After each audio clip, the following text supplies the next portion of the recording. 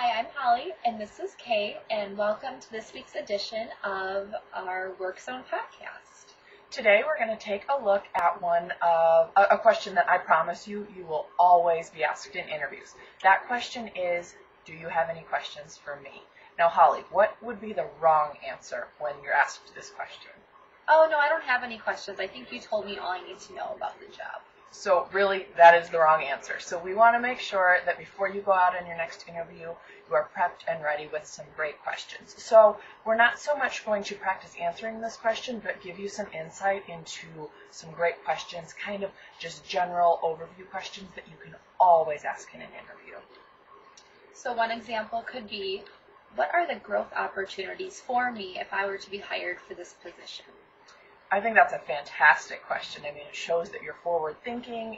You are, of course, looking for this existing position, but you want to move forward with things.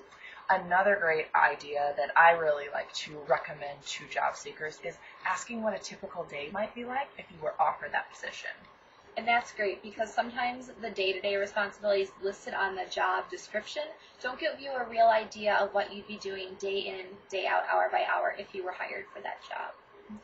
Another question I think is great to ask would be, how is success measured for somebody in this position? Again, great question. It shows that you are not just going to be at the status quo. You want to skyrocket to be at the top of your game, and you really want to know what it is that you need to do to move ahead. So I think that that's a great suggestion. I'm really glad that Holly mentioned that. Another good one, in addition to the success, is asking your interviewer what keeps them up at night. So you're essentially asking them, what are they always pondering within the organization? And that's good because it can give you some ideas of not only what the organization is successful at, but what they're still working on. And that way, if you hopefully do start at that job, you know how to jump in right away, tackle those problems, what to look for, what to kind of be aware of as you're starting your job. And to kind of go along with that, one question I always recommend asking of the interviewer is, what do you like most about your job at this company? I think that's a fantastic question to ask. First off, it shows that you're a person that wants to enjoy your work, and also another bit of insight, if that person struggles to come up with an answer, if they take a couple minutes to come up with something that's substantial, you might want to rethink if that's an organization you want to work for, because of course everyone wants to be happy at work.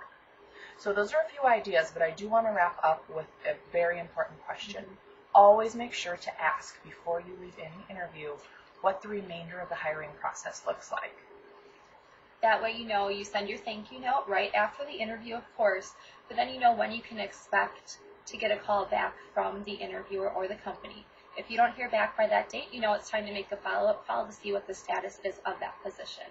And another tip, always make sure to ask for a business card. It shows that you have that business savvy. You would do that with your potential clients or customers, but you're also going to have the correct spelling and contact information for the person you just interviewed with. So that's really important for your follow-up process. Absolutely. All right, well, that completes this round of our podcast for the Work Zone. Till then, we'll see you in a couple days. Bye. Bye. Sorry for us stuff. Oh, I think it's recording.